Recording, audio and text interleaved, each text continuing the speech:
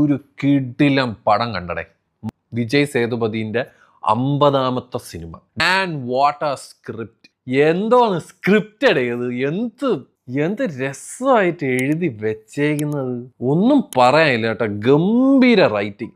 നമ്മളെ കംപ്ലീറ്റ്ലി മറന്ന് നമ്മളെ ഒരു സിനിമയിലോട്ട് അങ്ങനെ ഇമേഴ്സ് ചെയ്ത് ഇരുത്തുക എന്നുള്ളതാണ് ഒരു കഥ പറയുന്ന ഒരാൾ അല്ലെങ്കിൽ ഒരു ഡയറക്ടറിന്റെ ഒരു ഗംഭീര ഒരു ക്ലൈമാക്സ് ട്വിസ്റ്റ്, ഒരു മാസ് പരിപാടി അവർ പിടിച്ചിട്ടുണ്ട്. ഓൾ ടുഗെദർ ഒരു സൂപ്പർ പടം.